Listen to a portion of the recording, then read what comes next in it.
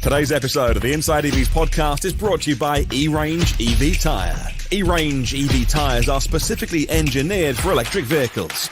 Using an advanced manufacturing process called liquid phase mixing, E-Range EV's EcoPoint 3 technology creates a tyre with lower rolling resistance and longer range, while offering low levels of wear and high grip. All this while staying affordable. Go to erangetires.com. That's E-R-A-N-G-E tyres.com to find your EV's next set of tyres.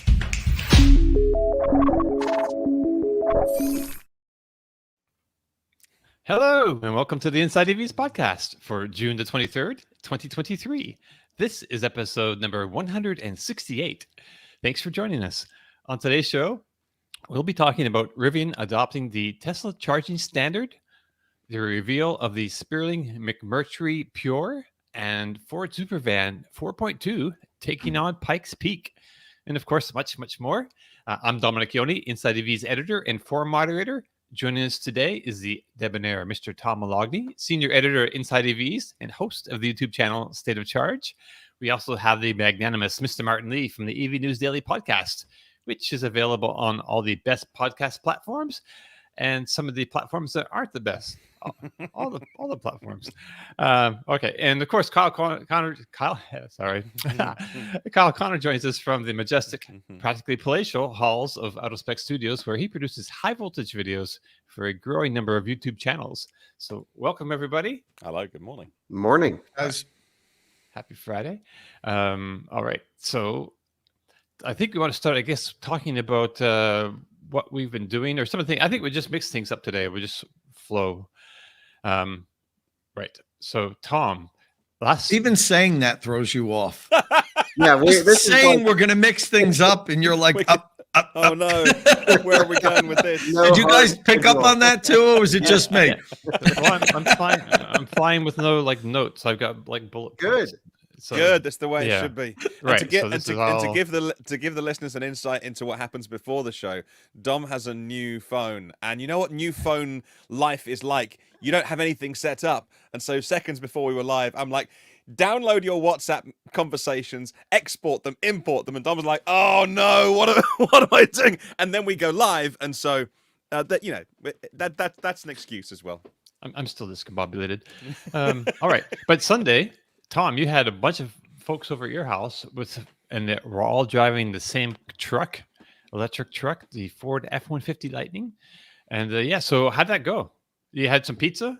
Yes. Well, it was last Saturday. Saturday, okay. And what we did was I kind of co-organized it with the Northeast Lightning Club, F-150 Lightning Club.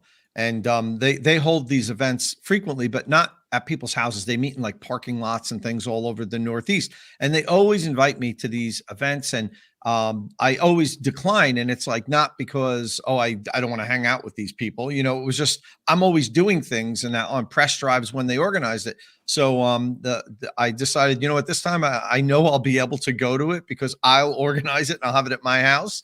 And we did that last Saturday. We had 16 trucks pull up, and well, including my truck. And that's a cake that Martin's putting up on the screen for those watching on YouTube. Now, we had a custom lightning cake made, which was very good, vanilla with strawberry on the inside, even though I had to cut through that like thick, sugary coating that you put on the outside to I think it's a fondant or something, whatever it's called. But anyway, that's too strong for me. But once you cut that out, the cake was actually good.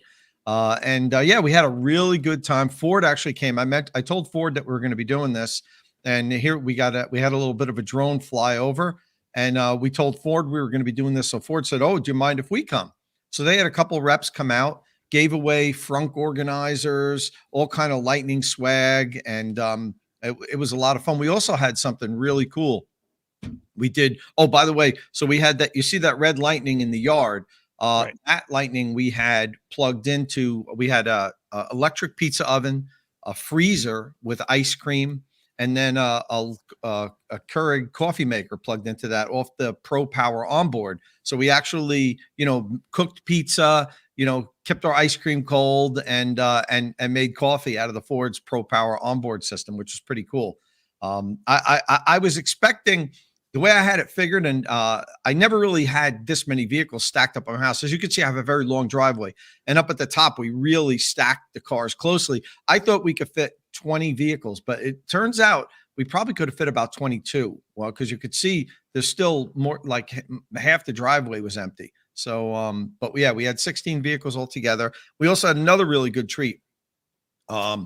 Remy Oakte came. Now, I know that name probably doesn't sound familiar to you guys, but do you remember late last year an electric plane flew from Massachusetts to Pennsylvania, and it was recharged by Ford F-150 Lightnings along the way because the airports didn't have means of recharging the planes. So the person who was in the plane piloting it, Remy, came to the Lightning meet. And yeah, that's the plane there. It's a Pipistrel Alpha Electro. It's an experimental plane. And it flew from Hartford, Connecticut to Easton, Pennsylvania. And so Remy came and they made a documentary out of this. So he brought the documentary and we played it for everybody to watch, which was really cool. And he answered questions about it along the way. And some of the guys that came to this meetup participated in this, drove their Lightnings to the airports and charged the plane as it stopped. It had to stop for about an hour and a half each time. It only has like a 21 kilowatt hour battery. And due to FAA regulations, you have to land with at least 30 minutes of additional running time. So that means he only had about 1 hour of flight time in between each stop. So he had to pick these small airports and kind of hop from one to the other and had to have a Lightning waiting there at each stop. So with the Lightning being able to offload 6 kilowatts, with the power on board, it only took like an hour and a half because he said he only needed about 10 kilowatt hour of recharging to get him to the next airport. So it was only like an hour and a half stop, and they did that. And we watched the documentary. It's going to be at a bunch of upcoming film festivals, actually. And really cool. We had the day was fantastic. Everybody had a blast. The weather couldn't have been better. We had pizza. We also had hot dogs and burgers that was cooked on a gas grill. And everybody just hung out. We had people come in from as far as Cleveland, Ohio, drove here, and all up the East Coast. It was not local people. It was all, the majority, I'd say the average trek here was, 150 miles. Wow. So, and that was the average. With some people, 450 miles was the longest that was to Cleveland. So it was a really, really fun day. Everybody had a great time. Of course, everybody wanted to check out the garage, and we went in, looked at all the chargers, talked about things and how things have evolved for me. My backup power system, everybody wanted to see the setup, and it was a super day. Everybody had a great time, and I like doing these. I've done so many of these meets. I just haven't done them recently. Early on, a decade ago, I used to do electric car meets all the time at my restaurant and at my house. And that's actually, we said this on the podcast before, the first time I met Kyle, because Kyle's dad was Dave, Out of Spec Dave was an EV enthusiast a decade ago. And he brought Kyle along. It was probably before Kyle was even driving, or right around the time he got his driver's license. They came down from Connecticut, was it, Kyle? And to one of my meets at my restaurant when I had, it was either Mini E or Active E. I don't remember which one. It probably I think it was Active E because it was a little bit after the Mini E days. Yeah, and I mean that's the first time I got to meet Kyle and his dad, and these EV meetups are great. Everybody have like-minded people. The conversations are fantastic, and it was cool because so many people here use their Lightnings for work, not just driving around. And everybody got to talk about how they set it up. One guy uses it. He services boats. So he brings the electrical equipment on boats. So he brings Kurt was here also. He brings his truck and backs it down to like where the boats come up to the dock, and he made a custom adapter for the marine plug. And he uses Pro Power Onboard to like service and fix the electrical equipment on boats and everything. So it was really great. And a lot of the people that came are here in the chat room. That's very cool. That's very cool. Pipistrel was the aircraft that I saw featured on Fully Charged with Robert Llewellyn, because it operates out of I think Farnborough maybe, or somewhere on the M3, which is the motorway between where I live and London, and so I'd love to see that. as well, and they do training flights with it, and they can operate those electric aircraft at times when they wouldn't otherwise be allowed to because of things like noise. And it's really interesting to see how electric personal aircraft might take off in terms of training aircraft or students and things like that. But Tom's right in terms of the endurance. The current rules over here as well, as you have to have a certain amount of avgas left in the tank, and that's all those rules are geared towards light aircraft that are running on on gas. And so they need to change the rules, I think, a little bit, because with electric power, it's not it's, I think, more reliable in terms of the maintenance, but also you can see from the batteries pretty clearly when you're going to run out, so you want to land, and they'll glide as well. So Tom, I might have missed it because I was showing stuff on screen when you talked about it, but the Pipistrel that I've seen over here, the electric one, charges on CHAdeMO. Is the one that your chap is different? Is there an adapter? Because I thought I saw them plug that into a CHAdeMO socket when I watched the fully charged video. So we didn't. I was busy while we were showing this. I was running around with Meredith and everything while the whole group was watching, and I was just cutting in and out. But I know he said we had to make a custom adapter because the plug on the light on the airplane wouldn't work with anything I could use. So I don't know exactly what it was. It's fed DC. So they fed the AC to DC rectifier from the Pro Power onboard, and then DC charged the plane. But it was sort of a custom connector. My dad has a whole video on it, actually, because he was at some of the stops where they went and did this thing. So yeah, he would be. He was right along the way. Yeah. Yep. Amazing. So he met up with some Lightning owners and filmed the thing for YouTube. I think it's on Out of Spec Reviews, and then he also has one on Out of Spec Dave. But he goes through the whole charging process and how that works. Wow, it's really cool. Very interesting. It's a neat company. Yeah, and Remy also talked about how it was very difficult to get FAA clearance to do this because it's an experimental plane, and that they only can fly a certain distance around where they land. They have to land and take off at the same airport and everything. So he had to get all kind of FAA clearance, and it's an interesting story. If you watch the documentary, he explains how he got it. He almost not really tricked the FAA, but and he also had to get permission in each state because he had to fly over, from state to state. So he kind of played one against the other, went and took the plane to one place and was they had to inspect it and everything. They're like, yeah, we might be able to let you do this. Then he went to the other state. He said, well, I already talked to Connecticut and they're okay with it. You know what I mean? Pennsylvania was like, oh, okay. Yeah, I guess if Connecticut's okay with it, we'll give you the permit. But he was really concerned that that was going to be a roadblock, and it would have been. And the funny thing is, once he was done, the company Pipistrel was said to Remy, you have to tell me how you got approval, because we've been trying to get approval to take this out of state and we can't. We're the manufacturer. So it's a fun documentary. When that is available to watch, hopefully it will be at some point after he takes it to some film festivals. You should watch it. Only about 18 minutes long, but it's a fun little video. Yeah, I'll watch that, because I think that's going to be a part of electrification of transport where, of course, the likes of, the four of us and everyone watching are not up in our light aircraft every weekend, or maybe some are.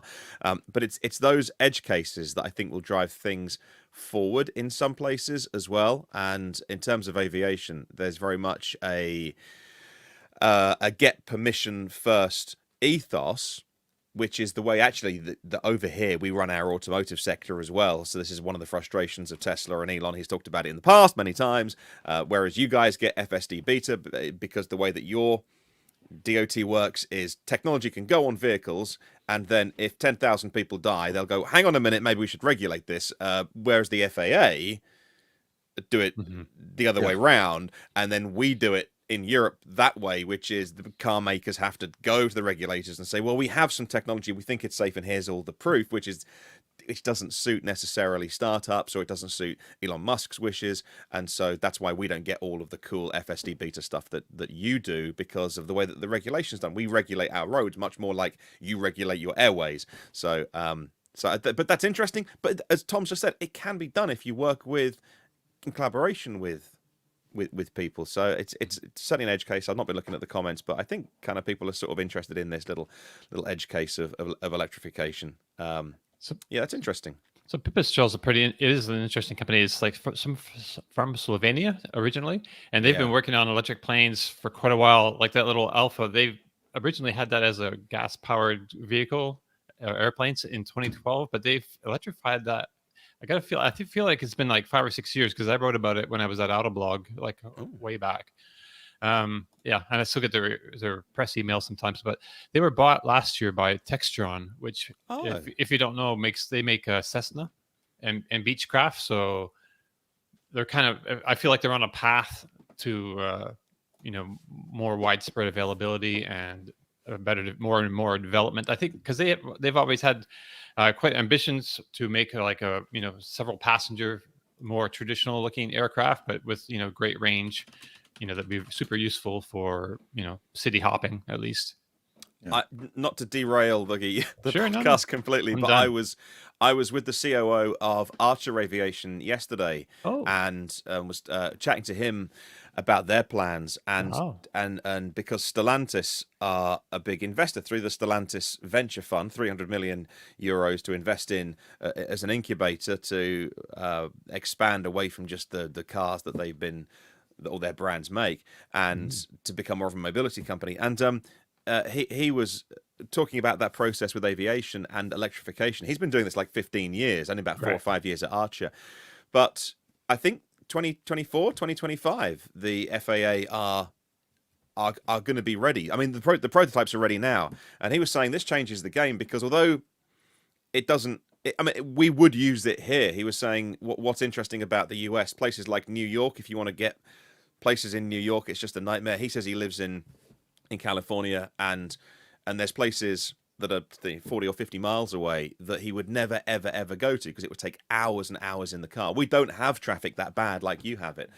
But I think it's called eVTOL, which is a kind of terrible name. It's not very catchy, but electric vertical takeoff and landing with battery power. He said the technology is absolutely here. It sounds like Jetsons. It sounds like sci-fi stuff. When people first hear about it, they think, "Oh, well, that's going to be 10 years away." But the battery technology is here and now, and it's not, the sort of autonomous stuff that gets thrown in as well. There's a pilot. It's like being in a plane, but it means that you can get from one place to another cleanly, sustainably, efficiently with electric power in 10, 15 minutes, what would take hours stuck in San Francisco traffic or something. So that is really, really interesting. But maybe that'll be for a different podcast, but I can fill you in what I was learning about.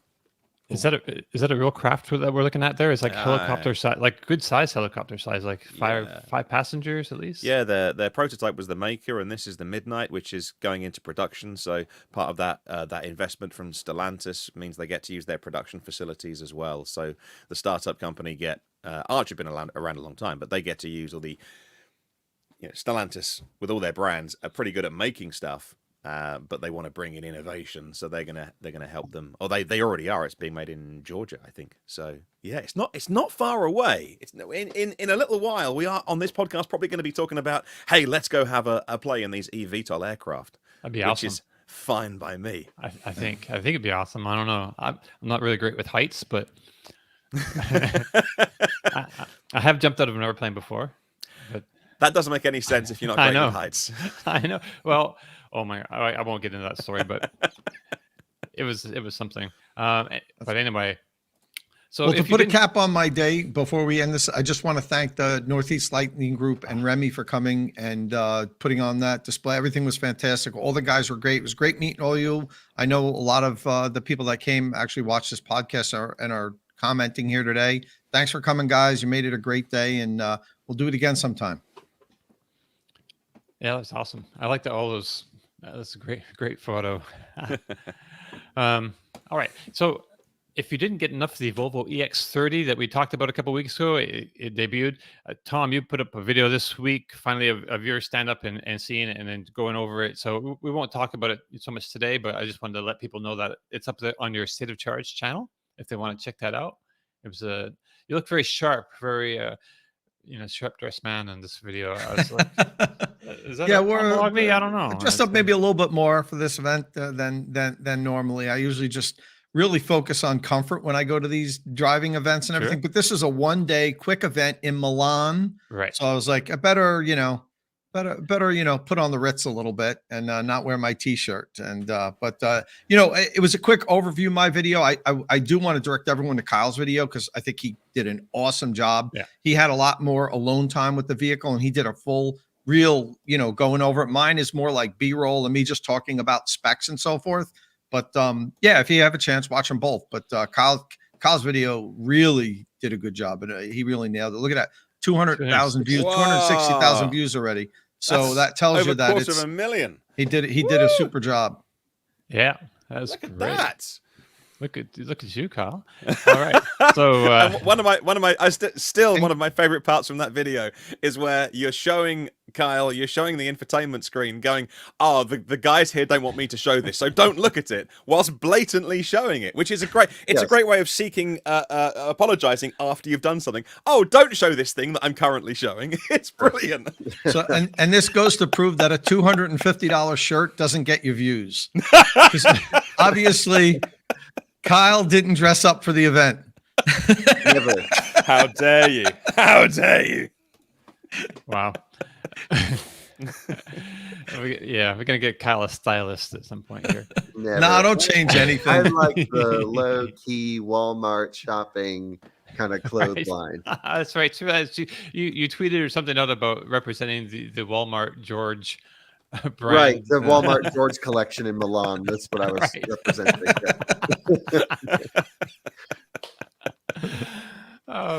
All right. So Kyle, this week I think we talked about this a little bit last week. So we don't have to talk about this we don't have to talk about this for too long. But you made a video this week about Pulstar wanting its Pulstar One car back.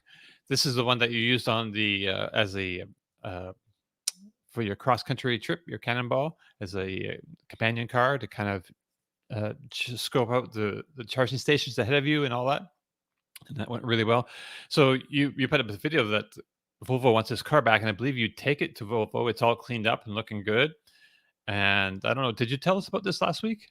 I don't think we talked about it, but okay, because we talked about it between us, I think. I think so. Show. Yeah. Okay. But, Yeah. So it was right after the show that it happened, because it's been 1 week now since they've wanted the Pulsar back. But I bought it, so I own the Pulsar One now, and it's great. And I've been driving it quite a bit. It took a whole week to set up the app, the connectivity stuff, because no one knows how to work the Pulsar One. I mean, I think only a handful came to the US because, as far as I can tell, maybe a couple hundred out of the 1,500 that were built, like a really small run.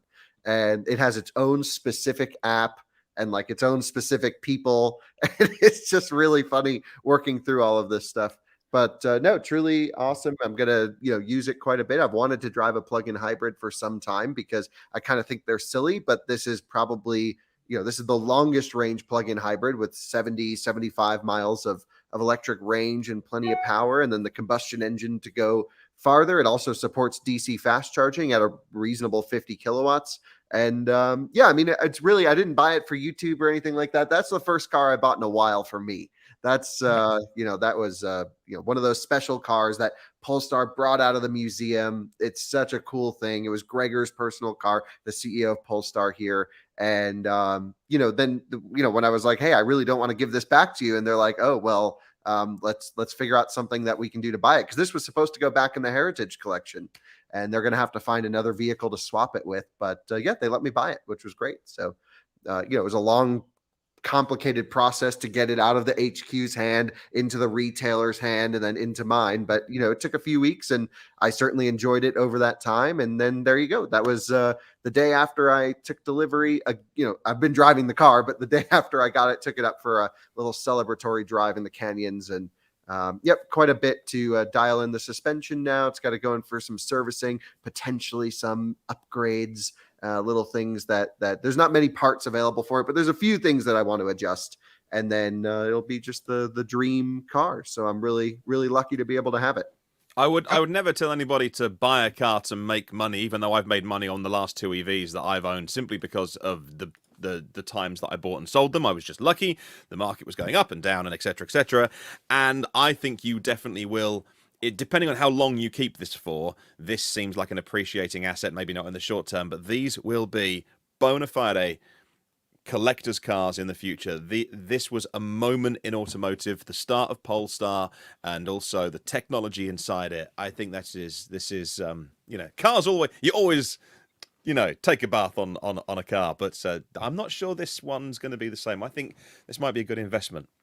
Yeah, it's possible. I mean, no intentions of selling it any time, but if this thing happens to go crazy one day, well, who knows what will happen in the future. It's definitely not the intention. I'm not putting it in a plastic wrapper and putting it in the garage. It's sitting outside right now in the rain, and I'm about to go drive it and enjoy it some more. So yeah, but just one of my dream cars, and the opportunity came up, and it was the story that we had with this car, which we've told many times, where Polestar literally on a whim pulled it out of the museum, gave it to us, said, send it across the country.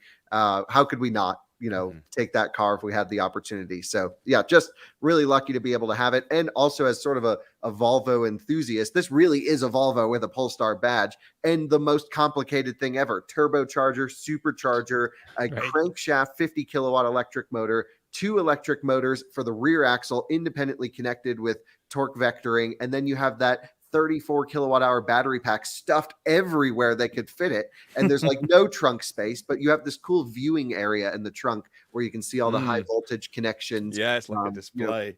Full, race car level double wishbone front and rear suspension with Öhlins adjustable dampers. And talking to my friend Misha, who makes Nürburgring videos. We've made some videos together. He had one of these for 3 months and dialed it in over those 3 months for the Nürburgring. So he's sending me all of the chassis settings, tunings, the alignment specs, and the tire specs that he used. We're going to use that as a starting point for this, because I'll take it to track days and in the canyons. I mean, it's not really a crazy performance car, but I want to get it dialed in. So that's all part of the fun going forwards. And certainly, Martin, I know that this thing might be crazy expensive one day, but at least while it's not crazy expensive, I'm not to say it's cheap, but at least while it's reasonable, I'm going to enjoy it. I don't want to, because as soon as it gets crazy, then you'll start worrying about driving it. And the crazy part about this was insuring it, actually, because the whole body's made of carbon fiber. And so the whole body's carbon. There's a lot of carbon structural components in there. There's no way to value the car because there's not many out there. So I called the insurance and they're like, yeah, we can't do anything with this. Because Lloyd's of London. Yeah. So we had to come through an agreement and say, we'll put a full like a collector car insurance, like a replacement value insurance. And it's crazy expensive to insure this thing. So I got to shop around. Maybe I got to call Haggerty up or something because they wanted over $1,000 a month to insure this car, which is what it's on right now. So I need to switch that as soon as possible because it's just crazy. That's a lot. Wow. Kyle, but you didn't explain. You said your video was Polestar wants their car back. Yeah. I didn't see the video yet. What happened with that? You didn't tell us what happened. It was a way for me to see who watches the videos or not. Oh, okay. Because I just saw the headline. I've been traveling this week as you have been. I didn't have time to watch it. I'm like, what did they get cold feet? And they're like, no, you can't have it. Send it back to us. So that wasn't the case. It was just a joke. And I thought like, okay, well, no one watched. It was on my personal channel, which I tell everyone not to watch. And so, yes, it's just, they actually never really asked for their car back, but they were like, after the cannonball, they were like, do you want, how are you going to get this back to us? And I was like, I'm not getting it back to you. I'm going to keep it. And you that's good. Okay. Now I understand. Yeah. I was tricked by it. I saw the headline and I'm like, wow, that sucks. Like they're not going to sell it to him after all. But then I figured in 3 or 4 months when I still post about this car, they'll be like, what the heck is going on? So yeah, I don't know. I thought it'd be kind of funny to do it that way. Again, I didn't buy it for YouTube. I didn't want to do I bought a Pulsar One video. I just thought, okay, we'll keep this one pretty low key. Wow, you guys know I have a friend who has an original Tesla Roadster. Actually, got two. One's more of an acquaintance, really. But yeah, I know 2 guys that they are their daily driver, and they have kahunas bigger than me. Because if I had a car that was worth, because again, those cars are appreciating assets. We just had the 3 that were found in a shipping container in China, and they are putting miles on them, and they're parking them in supermarket car parks and doing their daily chores with them, and that is because they love the vehicles and they want to drive them, and both are engineers, in fairness, so they're not intimidated by if something went wrong, but still. Right. My goodness, I'd have a hired security guard 24/7 around if I had one of those cars in the garage. I don't live in a particularly dodgy area, but still. Hey, they love, same as Kyle. They love cars. They love driving them. Life is for living while we're here, and that's amazing that you're going to take it out and go get your Starbucks in it. That's cool. That's exactly what I'm going to do right after this podcast. I mean, I had it on a dirt road the other day. Like, I just use it. And, it's got four-wheel drive. It's got Swedish rally heritage. Yeah, I love it. And, it needs to get full PPF. I went pretty slow on the dirt road, to be fair, Right. because I'm really worried about this satin paint. And Right. There's no correcting it once there's a problem. And you might even see just in front of the wheel, there's a pretty significant scratch on the lower front bumper. So that has to get sorted. But we'll get it fully sorted. We'll just wrap it in paint protection film, and then we're going to send it everywhere. Wow. So Kip, you said it has a torque vector in the back because the two motors are not connected physically. So can you feel that when you're hustling through the twisties? Yeah, actually, you kind of have to drive the car a little bit differently than my typical driving style, which is I like to get a car hard turn in, smack the throttle if it's rear biased, and then come out with some opposite lock. This, you cannot drive that way. This is you ease it into the corner. You have to keep progressive power on. And by you staying on the power with steering lock tells the systems, let me overdrive the outside. So it doesn't respond instantly, but it's all about really smooth. You got to be gentle with it. And, that's probably the faster way to actually get around a canyon road. But I was sending it up the mountains here, and, you just keep it, pegged wide open coming out of corners, and even partial throttle is even a little bit better because it's got so much more front power with this combustion engine. If you're at like half power, that's when you really feel that rear trying to help you around. And so enjoy it. I mean, I don't really have any plans to film with it or do anything special, and it's got to go in for some service, and like I said, a few things need some fixing, and then hopefully I'll be lucky enough to hold on to it till it's $1 million one day. I don't know. That's not the point, but at least you never know. I mean, it could. I think I'm not going to lose any money on this one. But famous last words. I got my insurance letter through this morning, and it's going from £180 to £202 per year, and I'm like, that's more than a 10% increase. I'm furious. I'm going to shop around. I know, there's a lot of things different about these two countries, but I do gather car insurance generally is a bit cheaper here. Motoring, I think, is. Petrol prices are crazy high, but that doesn't affect me. And it's state driven as well. Like when we moved from North Carolina to Colorado, we quadrupled our insurance. Costs. Really? And didn't really factor that into the moving costs. And, thankfully at that time we only had a couple cars, but, now we got a few cars in the driveway, and like some of them that we don't have like collision, like my old Range Rover and some other things we don't have, like if it crashes, oh, well, I'm not getting reimbursed. I have coverage if I hurt someone, but I have no coverage on the vehicle. That's like $20 a month. That's like nothing. Okay. That's what I have on my old Ranger. But to do agreed value insurance on the Pulstar was insane. I mean, even the I still have to shop around, but like I'm now on my second insurance company just because I've been playing around with it, and I saved a bit going to, I forget who I'm with now, but one of the big ones. My Model S is like $380 a month just for that car. Wow. And again, like no tickets, no accidents, nothing like that. It's just living here is. You're still young though. Are you 25 yet?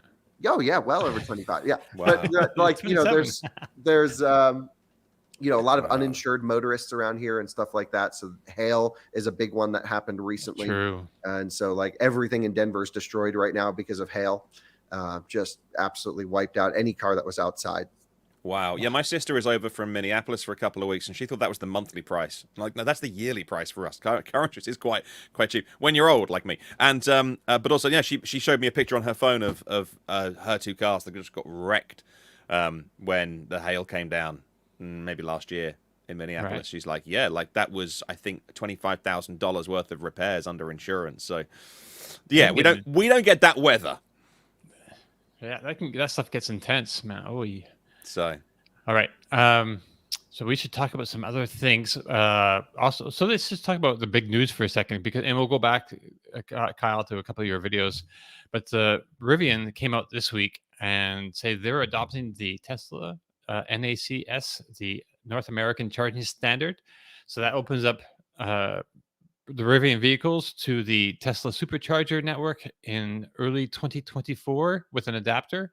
And then again, natively, like Ford and GM, they're going to put native NACS NACS hardware in their vehicles.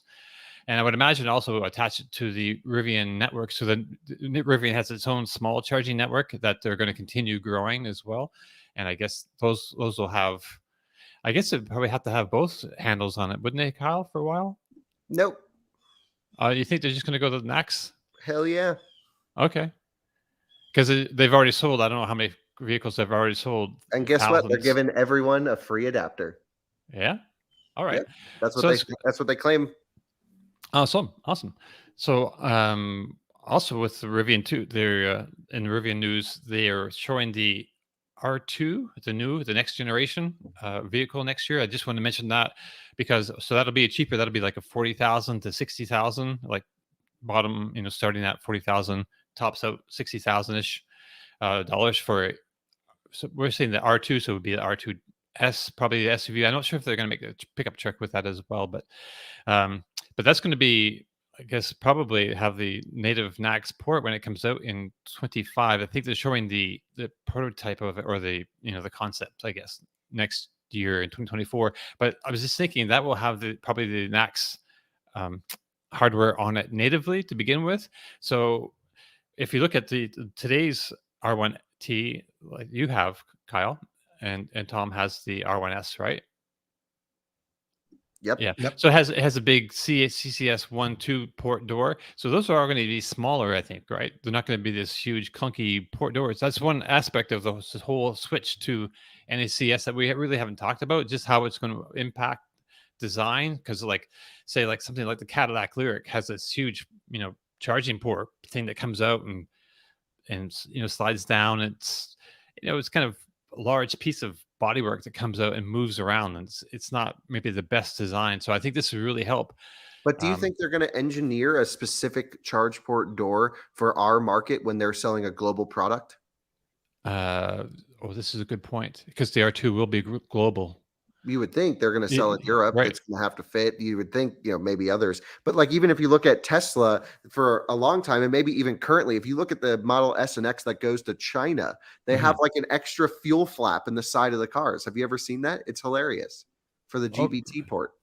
Really? Yeah, no, it's really funny. And they may have fixed it with the new refresh ones, but pre-refresh Model S and X literally had like a fuel door in the side of the car. Oh, for some reason I haven't noticed that. I was thinking, Martin, maybe in my mind I see an extra flap or something on the tail light assembly. I remember I was in the Fremont factory the first time, just as they started China production, and I was like, "What the heck is that thing on the side of the car?" And they're like, "Oh yeah, that's going to China." Oh, interesting. All right. So I don't know if there's much to talk about. We've been talking about this whole switch to NACS. From the different automakers, and actually you had a big video on Out of Spec Dave, your dad's channel, for Father's Day. You and him did it, just talking about the whole situation, because as Tom alluded earlier, your dad has been like an electric vehicle fan for quite some time now. So he's deep into all this, and he's been buying and selling driving electric for a while. Go and subscribe to the Out of Spec Dave podcast channel. I love it. I love it. Yeah, I love Out of Spec Dave. Yeah, your dad's great. He's great at talking. That's where you get it from, I think, really. Probably so. That's yeah. All right. So in that conversation, was there something that maybe he brought up that we haven't really touched on so much here? Yeah, a ton. I mean, there was so much that we haven't discussed on this podcast, and I encourage everyone that's curious about the transition to NACS. And really, we broke it up into three categories. We looked at it from the position of automakers, why or why wouldn't they want to switch to NACS? We looked at it from the position of hardware manufacturers, the ABB, Signet, FSX, Kempower, Tritiums, etc. Why would or would they not want to support NACS? And then we looked at it from the charge point operators perspective, the ones that are actually dispensing the electricity and charging you for the fee. And we looked at why or why not they would want to do it. And honestly, there's pros and cons in each. Generally speaking, the pros outweigh the cons, but there are going to be some unexpected bumps in the road that I don't think people even have talked about much yet. And so you got to watch that video. It's a podcast style. You can just listen to it in the car. And we really do go through everything in my impression for the most part of this transition. And it's not like super nerdy, like everyone can kind of understand what's going on in this one. Right. That's like 100-mile drive there. That's 100 or an hour and 20 minutes of conversation, which is, nice. Trip to the grocery store in America. Easy. So what's the so what are some of the bigger bumps that maybe we haven't really touched on here? Well, there's a few. The first is, if you look at what Tesla owners want, they're like, let's switch right now. And the answer is there are no UL approved Tesla cables on the market. Amphenol, Phoenix Contact, Huber-Schuner, etc. They have not produced and certified a UL listed charging cable with a NACS connector. There are a few third-party solutions, and Tesla's cables are not UL listed. I'm not saying every cable has to be UL listed, but for a lot of hardware manufacturers to sell it, certify it, and have a backup if something were to go wrong, they want UL. And so that's very much in the process being worked on right now. There's not many specs to design to. The actual connector itself, was spec'd by Tesla, but not for durability cycles, not for heat cycles. And so that people don't even know what to engineer the plug type to. And the funny one that I tweeted about recently, but it's been kind of funny to think about, is pre-2019 Teslas or pre-2020 Teslas. If your car doesn't say CCS enabled in the screen, so Dom's car, my Model 3, they're very simple, quick fixes for our cars. Just an ECU charge port swap. It'll take us, an hour. But the older Teslas won't be able to charge on NACS. You could still go to superchargers because, they speak their proprietary language, if you will, which is under CAN communication, similar to CHAdeMO. But when you go to a public NACS station, if you buy a used 2014 Model S and it hasn't been upgraded, that person's going to plug in, the plug type's going to interface perfectly, and the car's going to go, I don't speak your language. what are you saying to me? What is this CCS ISO 15118 stuff? Like, sorry, I can't charge here. And it requires a different physical ECU inside the charge port. So, it's going to be a little bit bumpy. And then, who they're going to blame? They're going to blame EVgo or EA or whoever's supporting NACS. Right. Their car won't charge there.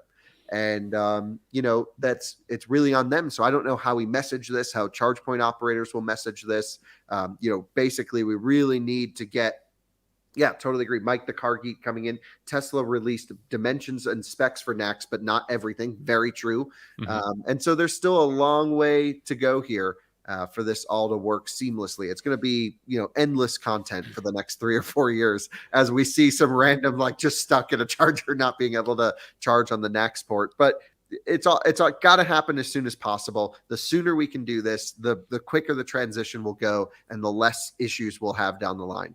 I was interesting for our European viewers. I'd love to get your comments on this in the comment section, and maybe I'm having a blind spot here, but I was talking to the CEO of a company that makes DC fast chargers. So he has skin in the game, if you like, because we were also arguing over what kind of chargers need to go in the ground. And I was saying, if you look at, is it Schiphol Airport or somewhere in Amsterdam or somewhere, they've put like 400 AC chargers in a car park. And that's a different argument, because I was saying to him, the answer isn't DC fast charging. To get EVs on the road, the answer is not DC. It's to charge cars when they're parked, because cars are always parked. Anyway, so we were arguing about that. But he was saying, it needs to be, when will NACS arrive in Europe? He said, when do you think the majority of Europe moves over to NACS? And I just laughed and said, never. Not only because the EU, the regulators, and everything moves at a snail's pace and everything's done by committee, is behind CCS2, but also because even outside of America, Tesla put a CCS2 plug on their cars, and everything here is CCS2. There is no, and he said, but 350 kilowatts isn't fast enough to charge cars in the future. And I was saying, it's plenty fast enough. And at the minute, you can fill cars in 18 minutes on the 800-volt systems. Battery technology is improving. We'll be getting a full charge in 8 to 10 minutes on our cars with CCS2. That's absolutely the roadmap that's going forward. Why would you possibly want a quicker speed than 350 kilowatts for domestic travel? Like, for commercial, we need megawatt charging. But for domestic travel, why would any individual want faster than 350? He was saying, well, NACS opens that up that pathway, and I think that it's coming, and Europe is going to switch over. It'll just be behind North America. And he was convinced. And he makes CCS2 hardware, and he was very senior, and I disagreed with him vehemently. It was a fun, spirited disagreement. We're still friends, but for our European viewers, I cannot see it here ever, ever, ever. So you can replay this in 10 years.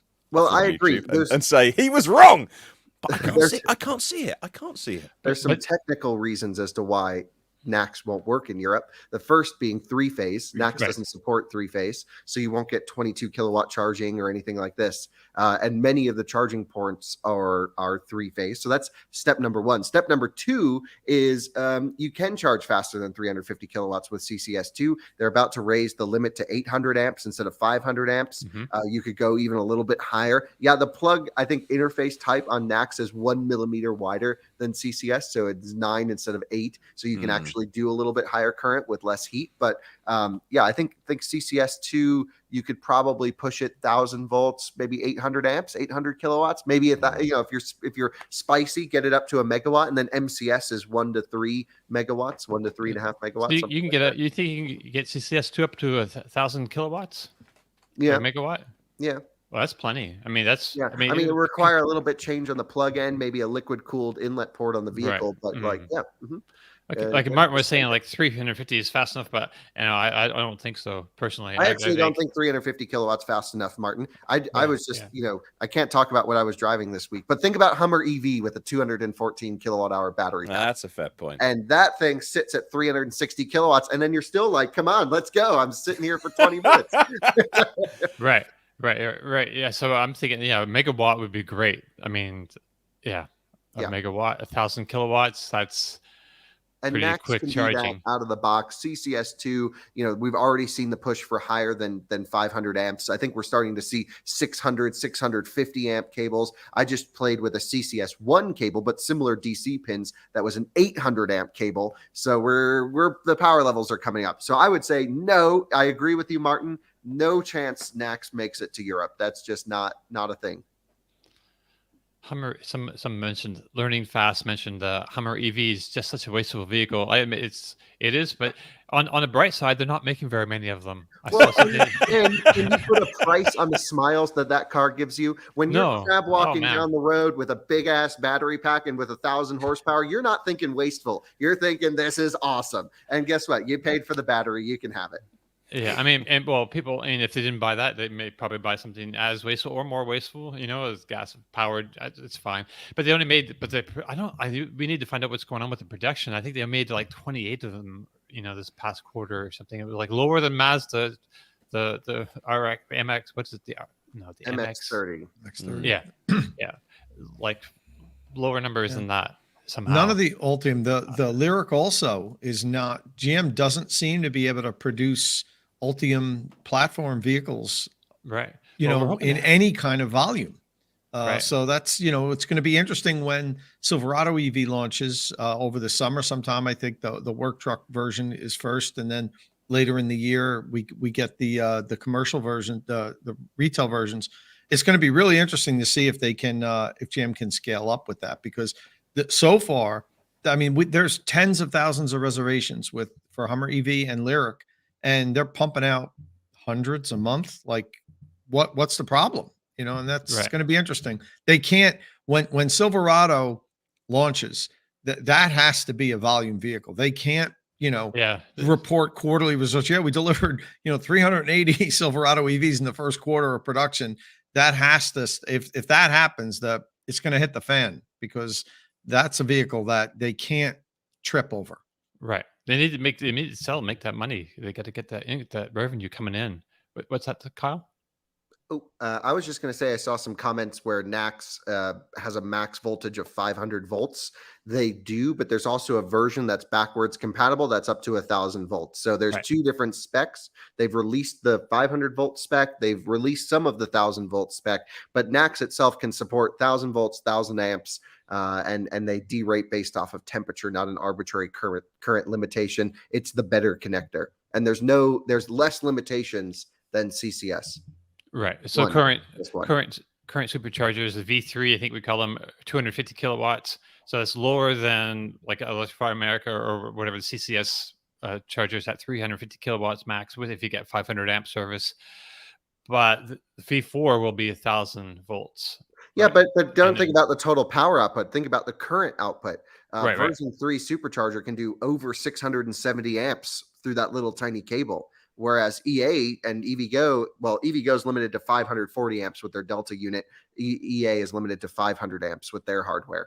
So, everyone can turn up the dials more. I think version 3 chargers can have a quick reconfiguration, perhaps running the AC to DC rectifiers in series rather than in parallel for some of it to boost the voltage up to 1,000 volts. That's going to be needed for all automakers to switch. We talk about this in my dad's video, which is like, what are the barriers to NACS actually happening? And I think a lot of that comes down to version 3 chargers supporting 1,000 volt architecture. Right. All right. So there's a whole lot of stuff about this week. Besides not just Rivian, but we have I don't know. It seems like there's like a good half a dozen articles on Inside EVs this week about different equipment manufacturers adopting Kempower. I think ABB. There's an article about them. There's a whole number of makers, manufacturers who are going to install the NACS on their equipment. So, the changes all happening.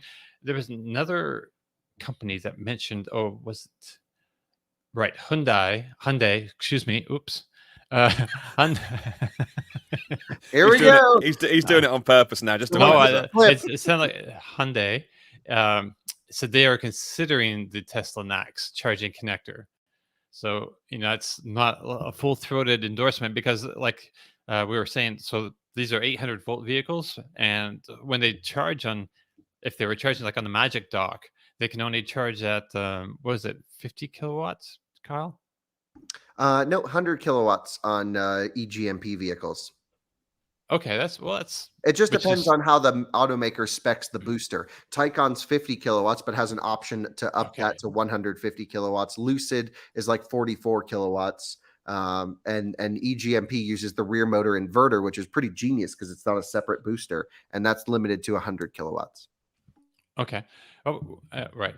So, and Lucid also came out. Well, they didn't come out. The CEO Rawlinson was interviewed, and they were talking about that, and he was just saying like the connectors are just plastic bits. It's what we need is like the power behind it, the voltage, and he's not super hot on it because it needs a high voltage version, but that's coming. So I'm not sure why I he's thought that really was a little bit. downplaying. That was weird. Disingenuous.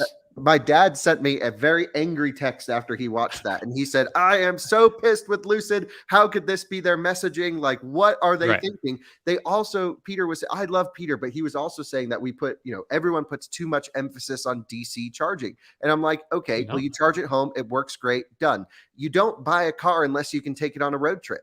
And so you can't take a Lucid on a road trip without problems because I've done, again, almost 10,000 miles in our Lucid. And every charging stop, I have a story where it's a problem and it's a pain in the ass. How can someone buy your car if you can't go on a road trip? And they're like, yeah, charge it home most of the time. I'm like, I get it. Yes, absolutely. That problem is solved. Tom's got 50 chargers on the wall next to him. He can charge it home, no problem. What happens when he takes a Lucid and actually does what the car is built to do and go on a long distance trip? They say it's got the most range, the fastest charging. And then Lucid's also saying, hey, DC fast charging, not important.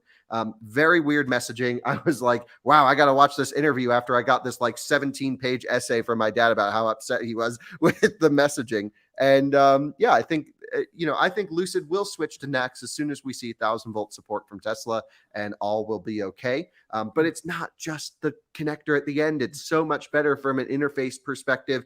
Getting the handle in and out of the Lucid is a pain in the butt from its location because you got to rip the CCS handle around, slide it in, and NACS can just go in so much easier.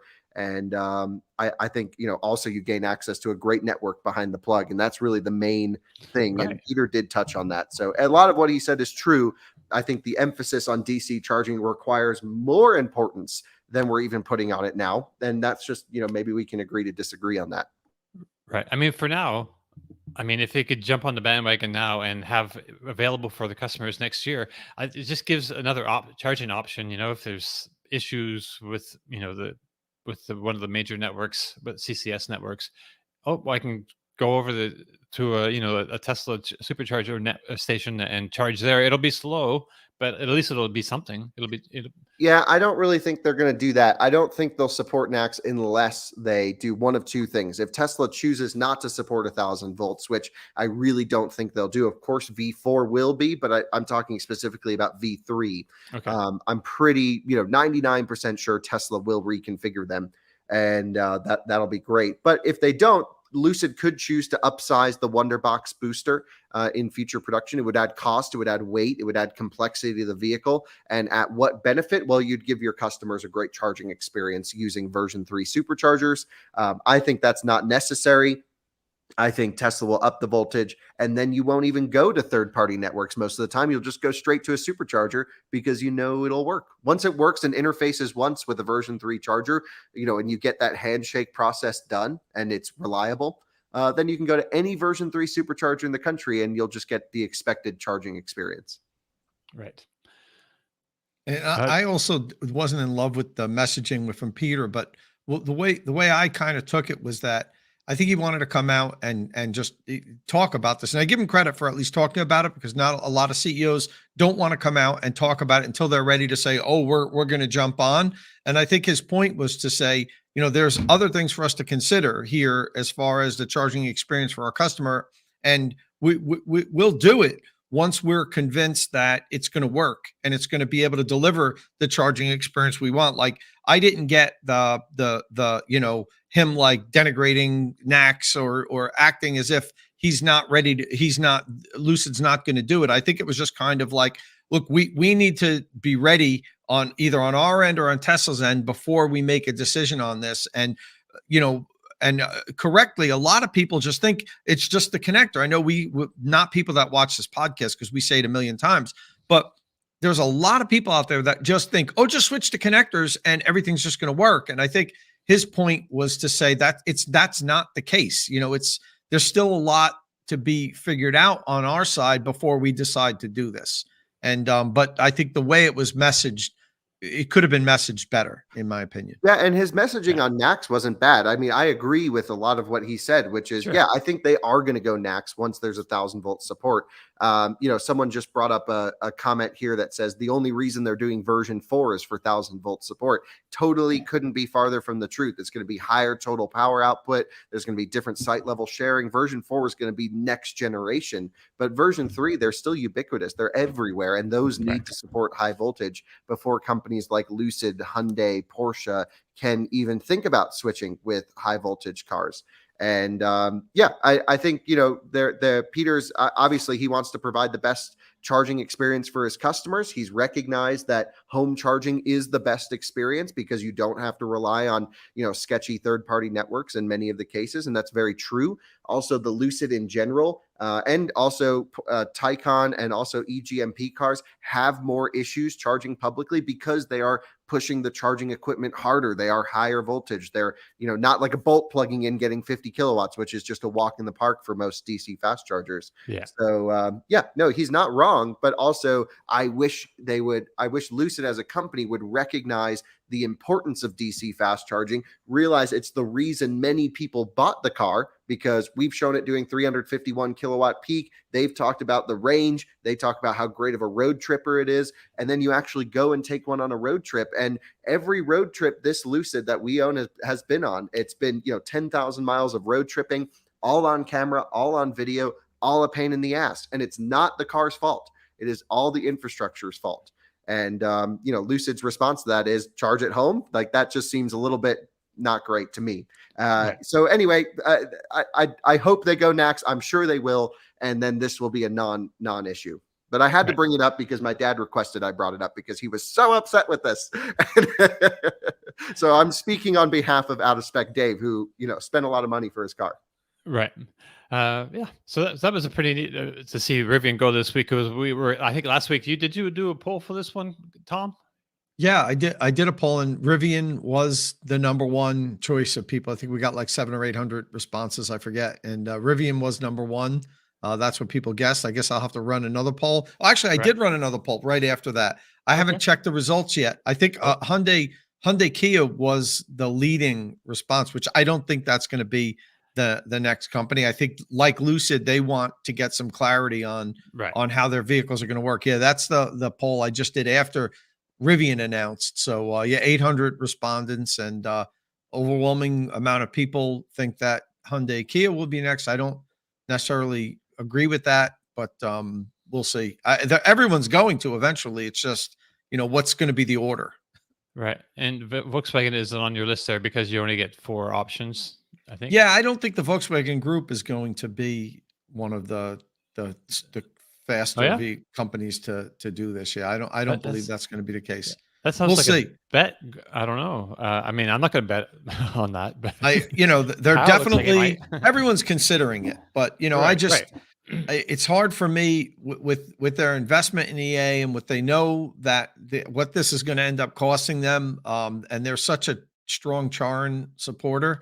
We'll see.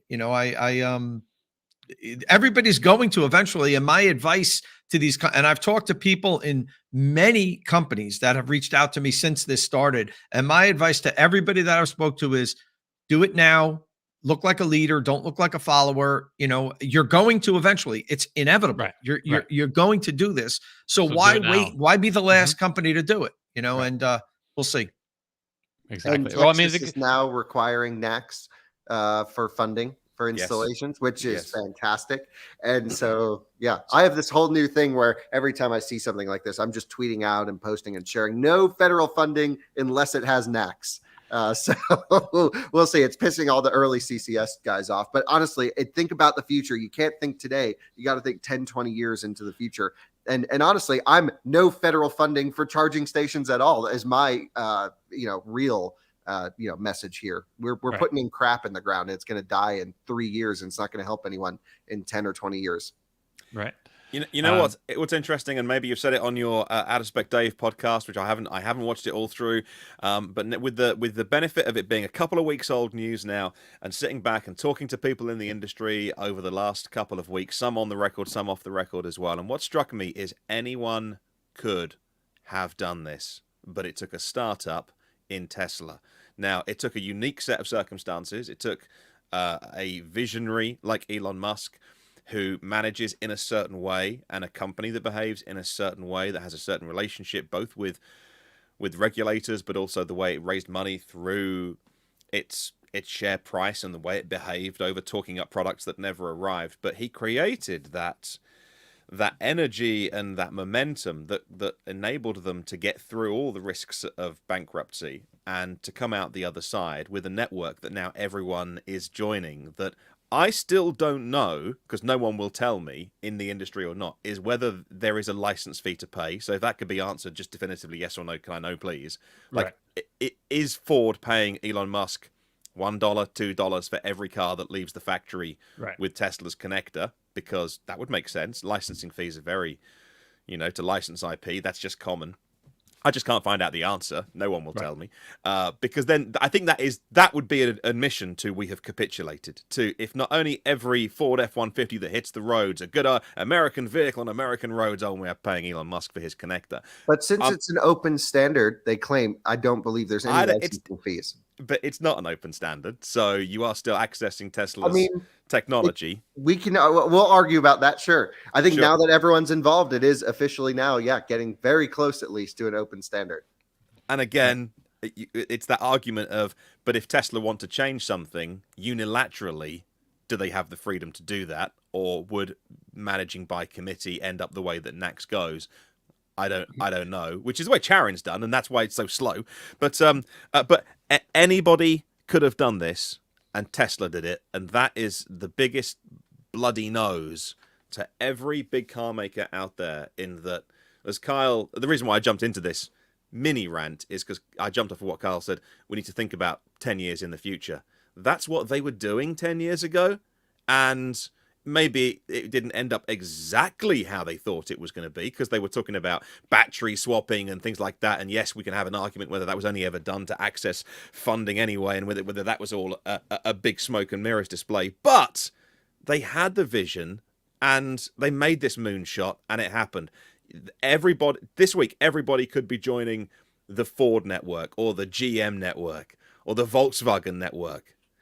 but they didn't do it. They didn't do it in the way Tesla did it, and with the period of reflection now, I've realized just the brilliance of that, the huge win that it is, and just how embarrassing it is for the rest of the car industry that it took this startup company to create a network that is now, again, 5-10 years in the future, going to generate very, very significant tens of billions of dollars of revenue for Tesla for doing nothing extra.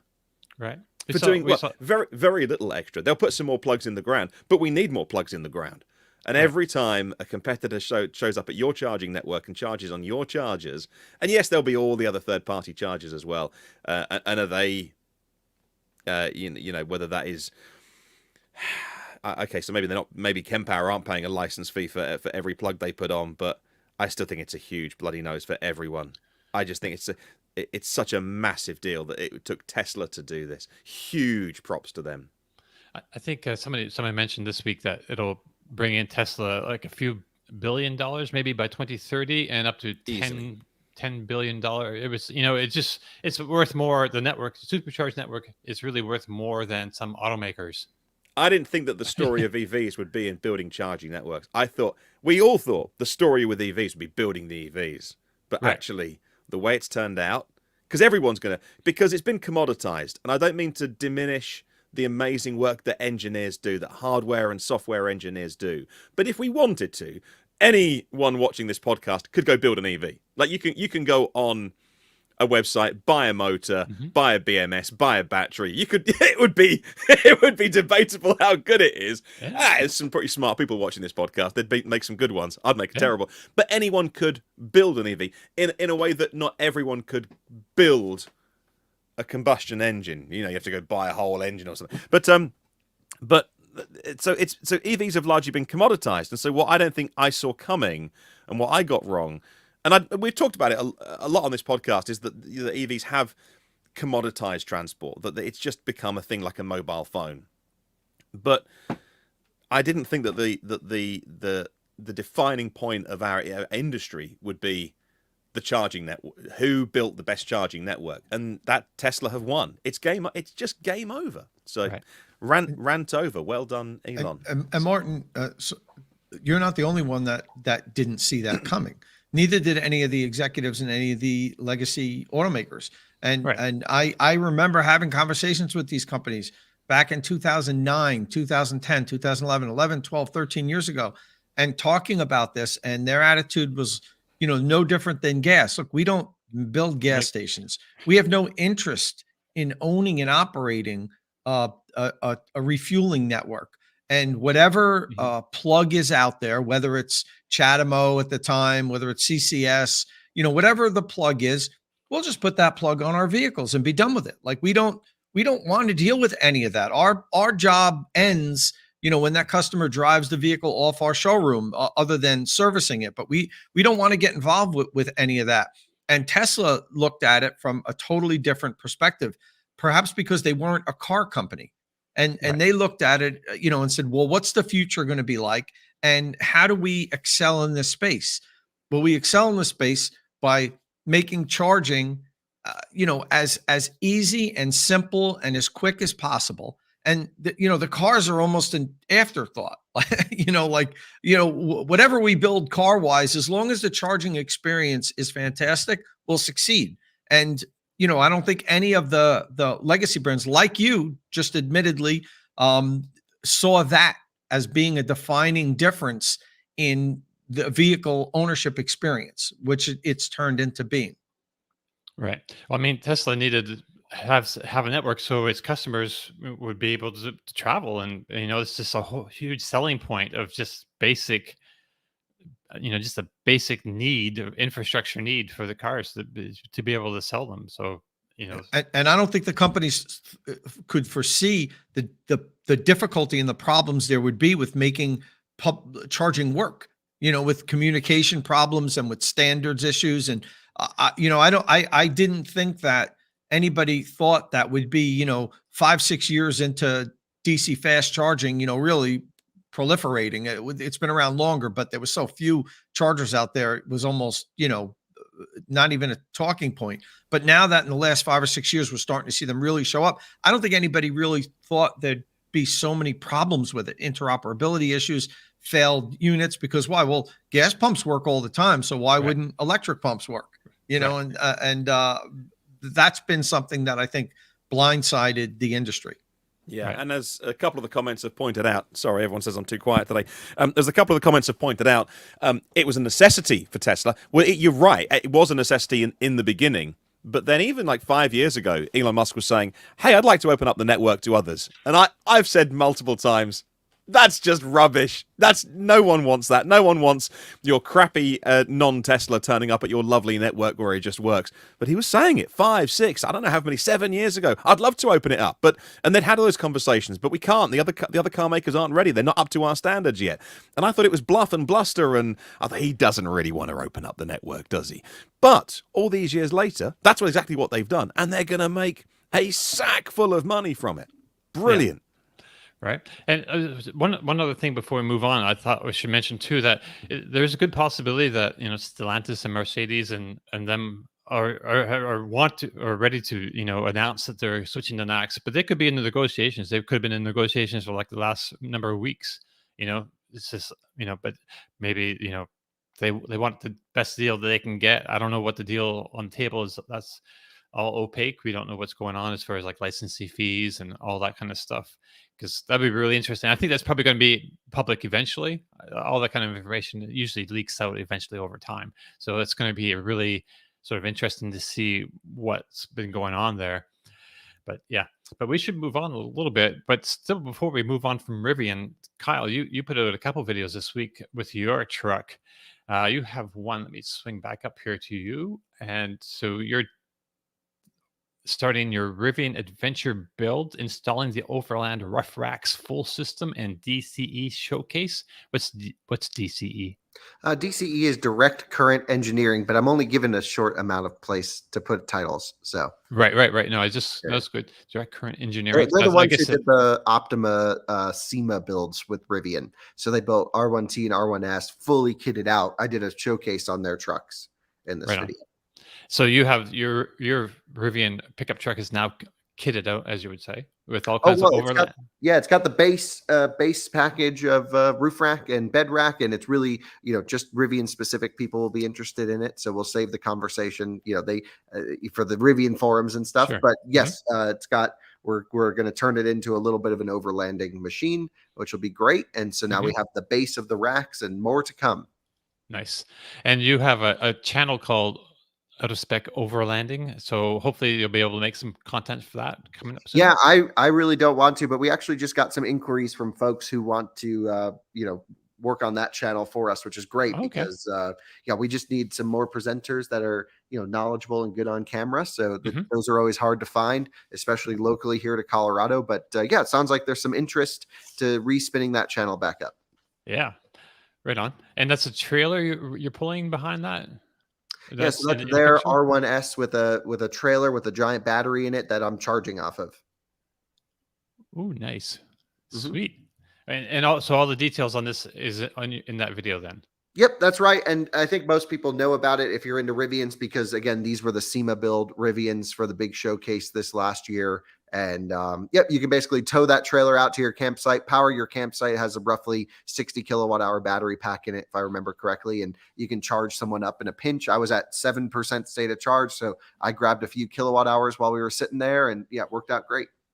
And you also have a video this week too. Your one year detailed ownership review, what you love and hate about the truck. So we need to move on, but top thing that you hate, top thing you love.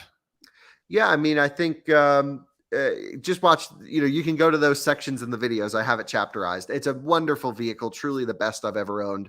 And, it's if you just need one vehicle to do it all, it's this, because it's small enough to have fun in the canyons. It's got great suspension, great power. You can really, send it from a performance standpoint. You can then go hardcore off-roading and go to places that most cars can't take you. And then you can put it in soft, cushy mode and have a great, comfortable ride, quiet ride around town with a great big battery with range. It's just awesome. So overall, it's very positive. It's held up very well, and I'm really enjoying the truck. Will you let me drive it? Oh yeah, you can drive it anytime. Just come out here. All right. Okay. Have you I need to not make it. driven it? I haven't driven. I rode in it, and it was kind of cool. I got a Oh, good, feel well, you just should riding just it, but you should have yeah. driven it. Well, I need an excuse to come back up to Colorado. So Yeah, well, there you go. there we go. I've been like it's been a while since I had the road trips. I was like, did a couple last year, and it's like, man, I love driving across the country. It's so great. Oh, Yeah. okay. But I'm let's actually move. coming by your house next week. Oh, really? Yeah, we're road tripping out to Florida and back. Oh, sweet. Just drop Yeah. by. Yeah, I don't know what car we're going to take yet. We're in between the e-tron or the Model 3, both of which we haven't done road trips with recently. So we want to get those cars out. Right. But we'll see. Yeah, probably the Model 3 is my guess because I've been trying to pile the miles on that. Okay, right on. Sweet. It'll be back here. But this weekend you're going to be at Pikes Peak. Yeah, so I'll be at Formula E in Portland on Saturday. I'm just flying out and flying back same day. Jeez. And then I'll be at Pikes Peak on Sunday. And it'll be great. It's a weekend full of racing. I can't wait. Right. So I mentioned that because that's our number 2 story is the Ford Super Van is going to compete in that hill climb at Pikes Peak with Romain Dumont as the driver. It's the 101st Pikes Peak International Hill Climb. And electric vehicles are really great at hill climbs because, it's a relatively short, track. It's like 12 something miles, I think, at Pikes Peak, which is kind of a big hill climb. So you don't have to worry about, you can have a smaller batteries, but this is like a custom vehicle from Ford that they've been building versions of this since the 70s, apparently. Yeah, not electric, the older ones. Right. This is a 50 kilowatt hour battery pack, 600 kilowatt regen, if I remember correctly. Just amazing package. Right. The battery is put together by this company called Stoll Advanced Research and Development, or STARD for short. And it's a lithium polymer NMC pouch cell in that battery, which is kind of interesting. And this is so they ran this last year at Goodwood in Europe, this same truck, and it did pretty good there. But this is they've taken one of the motors out. It's not as powerful as the one they ran last year. So they shed 400 or 600 pounds or kilograms. Max did a whole video on this. It's on Out of Spec Guide, and it was a fascinating interview with them. So he went in depth on the whole thing. So he was just down in Pikes Peak filming with it. And at the Pikes Peak Raceway, not on the where this photo was taken, is where Max was. Right. But it's different than the Goodwood. One less so it has 2 motors in the rear, 1 in the front. Huge weight savings, which is key for the mountain. And only a 50 kilowatt hour pack. And you had mentioned it's an LFP pouch cell. That's really interesting that's the chemistry they chose to go with. Well, no, it's a lithium polymer NMC. Oh, lithium. Oh, great. Okay, So I was nickel, manganese, cobalt. Yeah. But lithium polymer, but I mean, when I see lithium polymer, I think of like the early drone batteries, which would put a huge amounts of power. A little bit dangerous back in the day. Maybe they're better now, I hope. Who cares? You only need the thing to last one race. That's right. Or 1 week, because they're racing this in sections like all this week. They're testing. I'm sure Ford brought a spare battery. Yeah, or 2. Yeah, probably. But besides the Super Van, there's also the unplugged performance Model S Plaid. Was it dark helmet? Yes, that's right. Randy Popes will be driving that car again, and looking pretty fast. Suspension change this year. They have the car out of the air suspension and on coilovers with some Öhlins dampers this time. So full configuration change for that vehicle. Watching some of the onboard systems of him driving, just keeping an eye on how they're doing. They're all in it, that team. So unplugged, they've had really a rough time at Pikes Peak. Every year something majorly wrong has happened. So fingers crossed that's not the case this year. We'll of course be talking to them on race day and seeing how things are going. And then there's also a Rivian R1T running the race. Which will be hilarious because my truck overheats in 3 minutes. So I'm not sure how they're going to do it, but I'm so excited to watch how this happens and what their thermal systems are doing. And we're definitely going to talk to them, and I'm going to make a video about the R1T race truck as well as unplugged performance. And I'll try and get with the Ford guys after the race. Right on. That should be good. It's not really televised. It's really been hard traditionally to get signal up on the mountain It's fixed now. You can live stream the whole thing. Ooh, wow. Yeah, the last couple years they've had full live stream coverage. Okay, because at one point there was nothing, and then at some points you had to go to this like little tent area where you could get like a little tiny bit of signal for your cell phones. So it's good to hear they've managed to get some technology up the mountain. Of course. And then, of It's course, we have Starlink up there. So we got full service and everything when we go, which is great. okay. Oh, that's of course that makes everything really simple.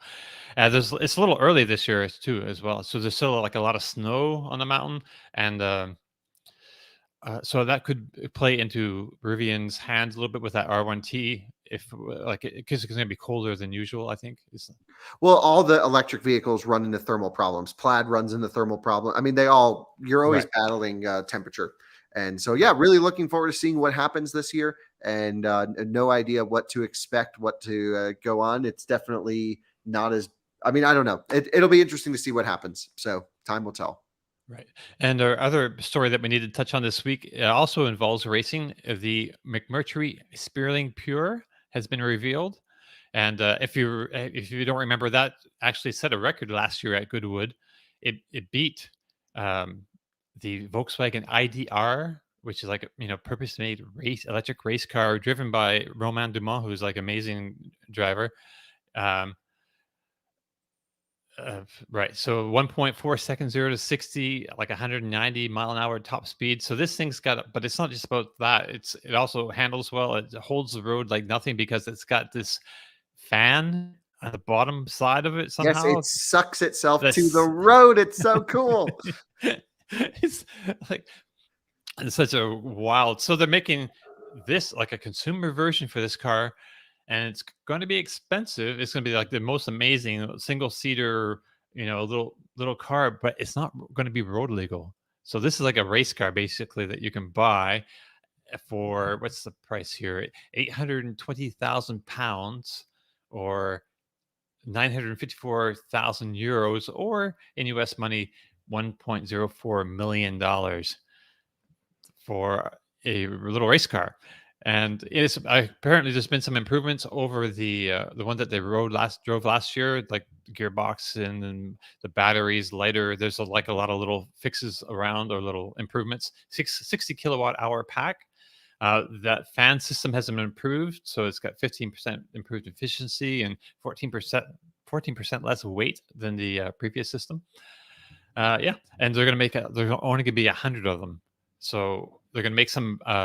We're going to see the validation prototype in July next month in July at the Goodwood Festival of Speed, and then we'll see pre-production prototypes next year because they got to make a bunch of them and crash them. Actually, they don't have to do that for this because it's not going to be road legal anyway. So, but they're still anyway. They're going to have some prototypes in 2024 and then finally deliveries in 2025. Kyle, have you ordered one? Oh, it's way, way out of my budget. But I could dream about this. Maybe Tom. I don't know. Tom. Well, watching this thing climb Goodwood last year was probably the most mind-bending thing I've ever seen because it just did things that I did not know were possible with a car. Right. And yeah, I hope I get a chance to drive it. I was thinking about going to Goodwood this year, still am. And Okay. so maybe I can go for a ride in it at least. I don't know. Maybe it's just a one-seater. I don't know much about it, but I know it's freaking badass. And this was the coolest thing at Goodwood last year by a mile. Yeah, this could be a Photoshop. Someone's mentioned it. Matthew Fay says that Spéirling looks probably. like a distorted Photoshop. I think it is this thing, but it's a render. they'll have an actual vehicle next month at the festival. Goodwood Festival of Speed. But I thought that was close enough so I could show the render. I'm trying to avoid just renders and stuff that hasn't been made yet. But the video, go and watch the video because it's as if it's on fast forward. It's like, oh, there's something wrong with the settings here. It's at 1.5 speed. It melts your brain. Right. I put a little thing on the Inside EVs forum, a little post on the other EVs sub forum, just a little talk about that. And I included the video of the run last year. And there's also some people got a hold of it to make videos of it last year. And so Haggerty has a great video. Haggerty makes some good videos. So I put their video in that post as well. So if you're kind of interested, you can go check that out on the Inside EVs forum. Yeah. Oh heck, so let's show it for everyone. I know people at Goodwood. If they try and ping us for copyright, I'll just give them a call and say, "Can you stop doing that, please, on YouTube?" Because happens sometimes when you play other people's videos, you get the little thing that comes through which says Right. we're Look removing at your that video. craziness. And the That's a- fan, that's all of the exhaust fan of the vacuum holding it to the ground. Look Right. at this. So all This the is- dust is. Oh. And then when it gets to the twisty bits at the minute with the wall, it just Right. it doesn't look. It looks like it's on fast forward. Look at this. So it looks like fast forward. Yeah. It's like 1,000 horsepower, and it weighs like less than 2,200 pounds. So 1,000 kilograms, which is amazing for an electric vehicle at this point. And by the way, is tiny. So when you see this Right. thing up close, it is like a mini Batmobile that's just been freeze dried and shrunk because it's just everything is so small about it. But it fits one person. If it's a racing driver and they're all like jockeys, so if it's a tiny little mini person, Exactly. but all the proportions look correct when you see the photo or the video. But when you see it in real life, I've seen it a couple of times now. It's just like a little mini, like a little kid's toy. But it's like brilliant. it's like a smart car, though. So it's only 12.5 feet long, but they say it will hold a 6'7" driver and up to 300-pound driver. There's room Maybe it for would. It on the looks inside. tiny. Yeah. So Well, the first time you see a Tesla Roadster, you're a little surprised with how small it is too. Yeah, This yeah. is, I'd imagine, is even smaller than that. It is, yeah. You know, yeah. when you're standing next to I remember when we had a Tesla Roadster parked next to my Mini E. The first time I saw a Tesla Roadster back in 2008, I was like, the Mini E looks big. That's a Mini Cooper. It looks like a big like SUV next to the Tesla Roadster. So yeah, I can imagine this must look even smaller. right. So yeah, I don't know if we need to talk about that too much more. We're getting close to our time. There's a couple of things we should mention. So this came out this week. Volkswagen's 2026 SSP platform will offer faster charging, up to 1,700 horsepower.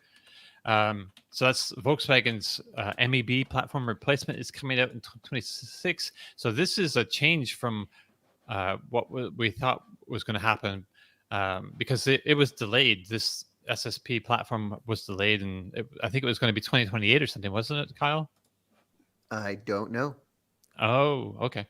So like Autocar did a story on this as well, and their headline was, right, MEB successor, which will underpin cars from all Volkswagen Group brands, is no longer delayed until 2028.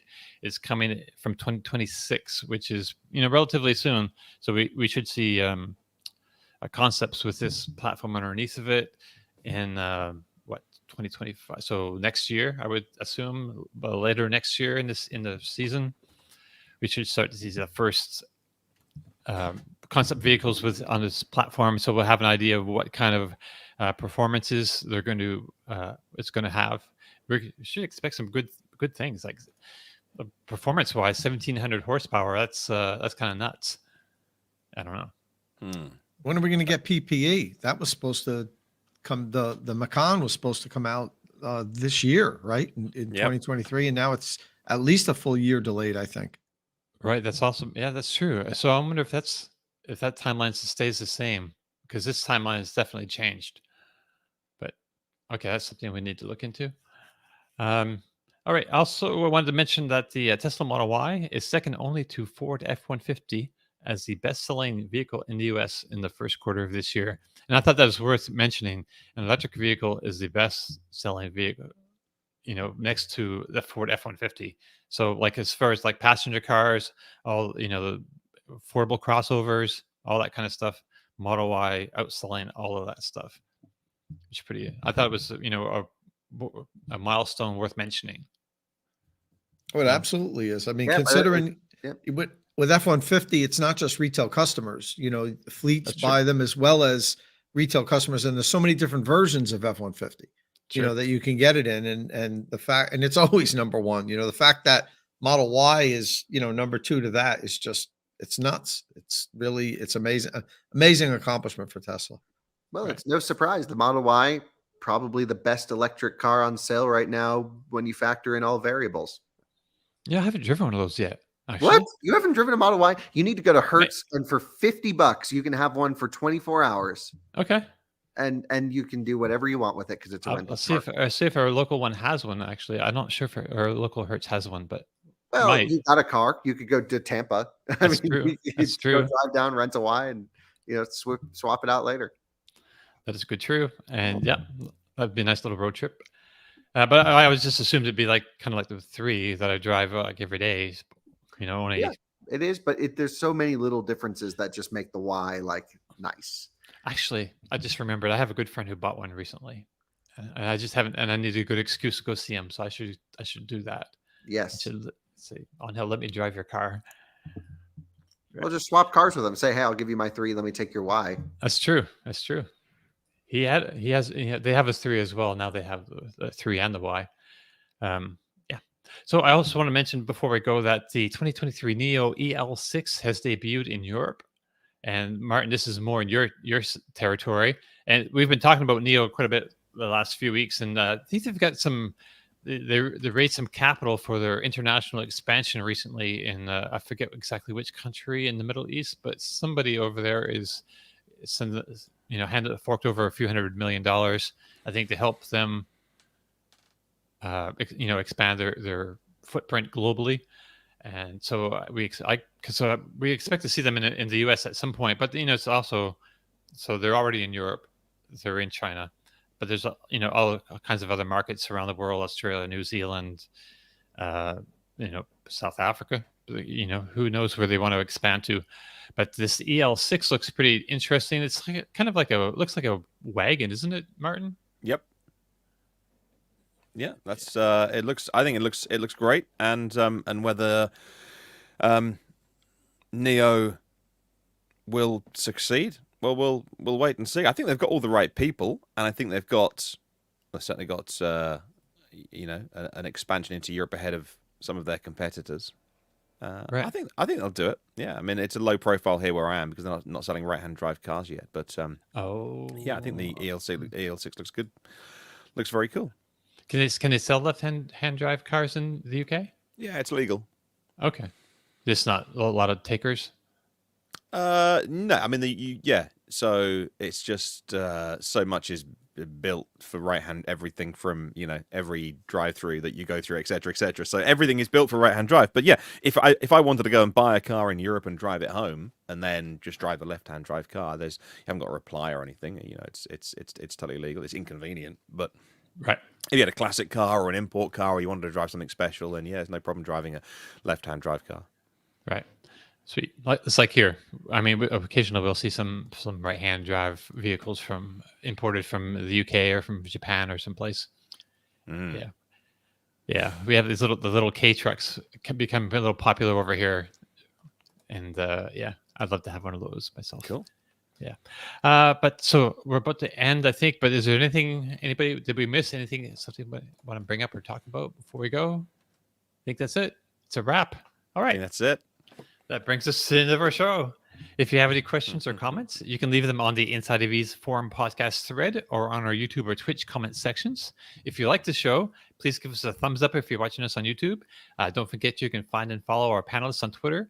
Follow Tom Malogny at Tomolog. That's with 2 M's. Martin Lee is at EV News Daily. Kyle Connor is at It's Kyle Connor. And I'm at Dominic on Post.News, Spoutable, and Mastodon. Click subscribe. Tap the bell icon for notifications. Thank you all very much for joining us, and we'll see you again next week. Ciao.